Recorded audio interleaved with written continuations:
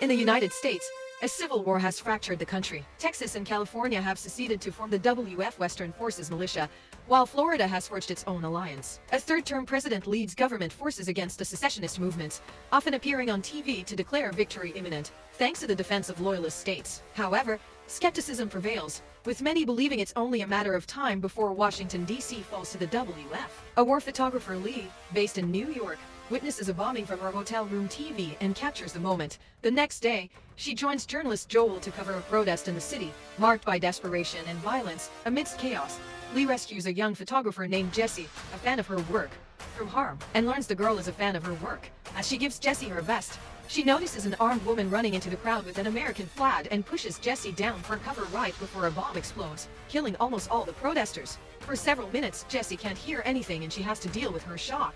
However, Lee quickly comes out to take pictures of all the bodies. Jessie forces herself to take a picture too, not wanting to be seen as lesser. Later at a hotel where all journalists are staying, Lee and Joel discuss their options with their mentor Sammy while Lee tries to upload her pictures regardless of the slow Wi-Fi. There are rumors of a big attack on July 4th to make it historically relevant, but they aren't sure of believing it. At that moment, the power goes out, which happens often since the war started, and that's why the hotel has a generator ready. After some prodding, Sammy learns the duo will drive through the country's war zones to reach DC, but not to cover the front lines. They won the last interview with the president, who hasn't given an interview in 14 months. In fact, journalists get shot if they approach the White House. Sammy thinks their plan is insane and even knows what the best route to reach DC is.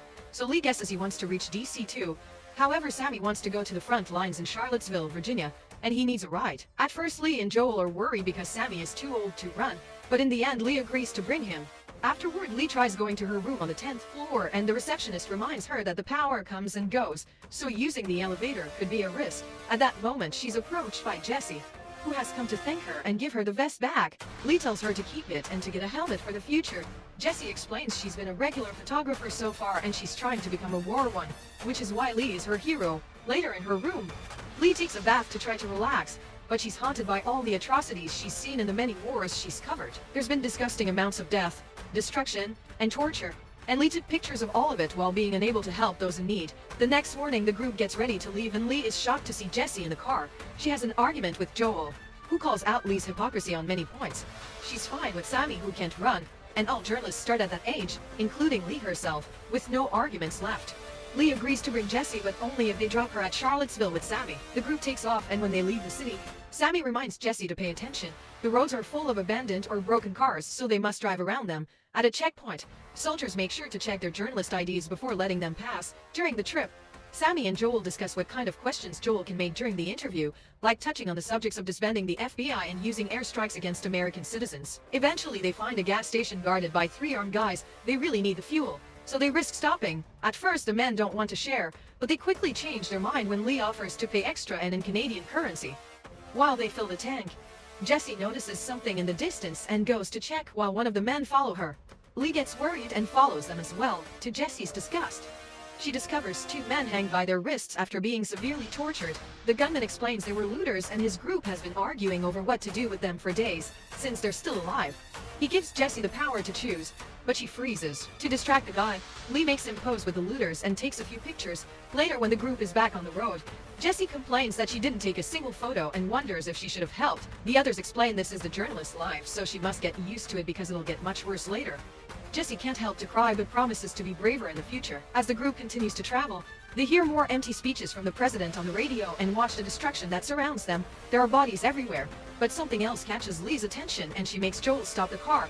Then Lee takes Jessie to a fallen helicopter so she can take some interesting pictures. While doing so, Jessie apologizes for being a burden and explains her old-style camera used to belong to her dad. He's currently hiding in his farm pretending nothing is happening, which bothers her. Jessie wonders if Lee would photograph her if she ever got shot, but Lee lets her reach her own conclusions. In the evening, the group stops to rest. While watching gunfire in the distance, Lee comments on how she used to cover wars as a way to send home some warnings. Yet now the violence is right there around the corner. Sammy realizes she's losing faith in the power of journalism, and that's why she's being hard on Jessie. Meanwhile, Joel tells Jessie it's normal if she's unable to sleep after what she saw and offers his comfort if she needs it. That night, they sleep outside like campers. The next day, they go to the area with the gunfire they saw last night. Lee and Jessie take tons of pictures as 2 groups continue to fire at each other with the guy stuck in the middle. A team throws out a smoke grenade to offer some cover. However, as soon as the guy tries to run, he gets shot and his bleeding gets captured on camera. His teammates drag him to safety and try their best to deal with his wound. Unfortunately, the man won't stop bleeding and dies as Jesse takes photos of the whole process. Afterward, the team enters the building and the journalists follow them. They find a bleeding man asking for help and he gets shot down. Jesse can't help staring as the team finishes searching the building. By the end, Joel is laughing with the fighter as if it was a normal workday. The soldiers capture a few enemies and takes them out for execution, which Jesse takes pictures of too. Sometime later, the journalists arrive at a refugee camp. All tents are full, so they'll still have to sleep in their car. While Jessie develops her pictures the old way, she continues to bond with Lee, who explains her parents are also in a farm pretending nothing is going on. When Jessie finally takes a look at her pictures, she's disappointed that they don't look good, but Lee reminds her this is normal. Only one of every 30 photos will be worthy. Jessie eventually finds an excellent picture of the dying man and Lee compliments her work. That night the group is able to relax with other refugees before returning to the horrors in the morning. Their journey continues as the journalists watch the never-ending death and destruction by the roads. Jessie takes more pictures, putting the faces of her friends on the shots for extra impact. Eventually they reach a town that looks perfectly normal, with people hanging out on the streets and peace all around. They stop by a clothing store and ask the clerk what's going on. So the clerk explains her town has chosen to just ignore the war. Jessie convinces Lee to try on a dress, pointing out that being at war doesn't mean she can't have nice things. She teases her looks and takes a picture of Lee's smile because it's the first time she sees it. Afterward, Lee goes back to Sammy, who points out there are armed men on the roofs. He also says this life wouldn't have suited them because it's boring. Sometime later, the group finds an abandoned circus with a dead man in the middle of the road. Lee checks the area with her camera zoom but doesn't see anyone. Joel decides to move forward, but as soon as they cross the entrance arch, their window gets shot. Panicking, Joel speeds up and runs over the body until he finds a safe spot near a truck to stop.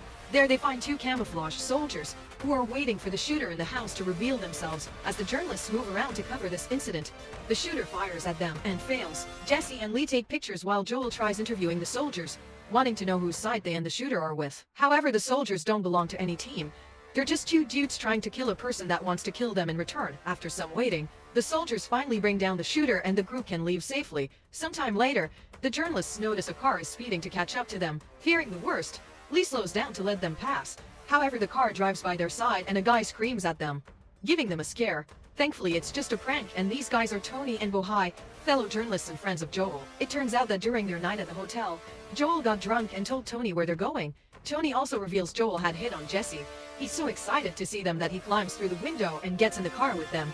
By saying they're more fun, Jessie is impressed and tries the same trick, ending up in the other car. Bohai likes her better than Tony and speeds up to leave with Jessie. Lee is worried even though Tony says Bohai is trustworthy, and she gets even more nervous when they stop seeing the other car ahead of them. Suddenly a military car passes by and Lee has to go off the road to avoid crashing. Luckily, she stops the vehicle right before they could hit a tree. They quickly return to the road and find Bohai's car abandoned by a farm with its doors open. The group goes to investigate and discovers Bohai and Jessie were captured by loyalist gunmen who are keeping them on their knees while dropping bodies in a huge grave. Sammy points out these dudes aren't normal soldiers because they're clearly doing this in secret, but Joel thinks their press IDs can keep them safe everywhere.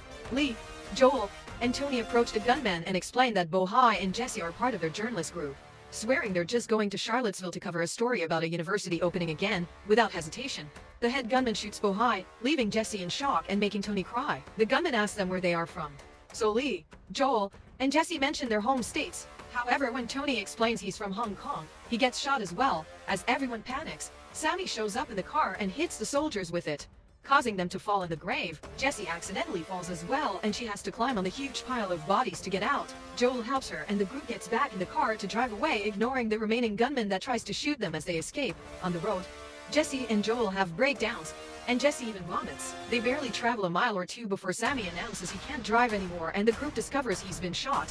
They move him to the back seat and Joel takes over the wheel, driving as fast as possible through a burning forest. Eventually they reach the WF military base in Charlottesville, where they have a flag with only 2 stars. Unfortunately, it's too late.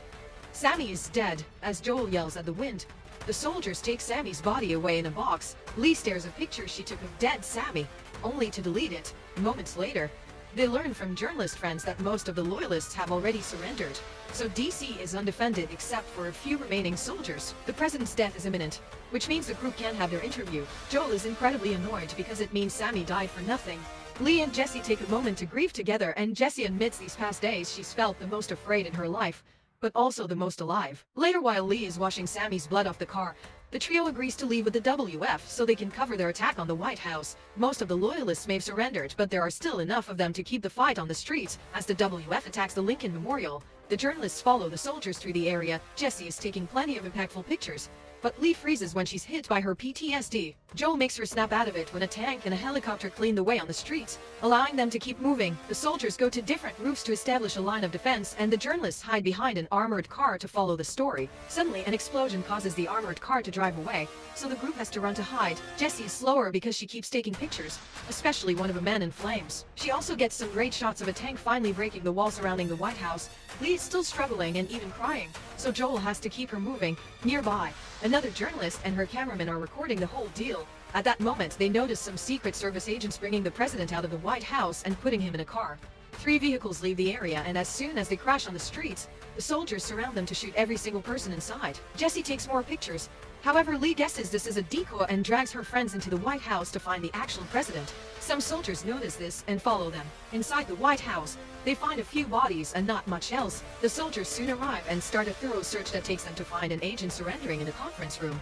A more alert Lee takes pictures with Jessie as the agent explains she wants to negotiate the president's surrender, asking for him to be taken to a neutral country. However, the soldiers just shoot her and keep going deeper into the White House. More secret agents open fire on the corridors, and the journalists do their best to keep taking photos of every death. They run through multiple rooms, shooting one loyalist after the other with no mercy. When they reach an area at the back, Jessie takes a risk by standing in the middle of the hallway for a picture, and Lee jumps in front of her because the enemy is about to open fire. Jessie falls to the ground and doesn't hesitate to take pictures of Lee getting shot to death right in front of her. Afterward, Jessie is left in a state of shock for a few seconds until Joel asks her to come along to the Oval Office. The soldiers have surrounded the president, but before they can shoot, Joel asks them to wait because he needs a quote. The president says, "Don't let them kill me," and Joel decides that will do. Now the soldiers finally shoot the president down, winning the war. Jessie's final picture is the soldiers posing next to the body as if it was a hunting shot. Thank you for the pleasure of your time. Please do like and subscribe for content like this.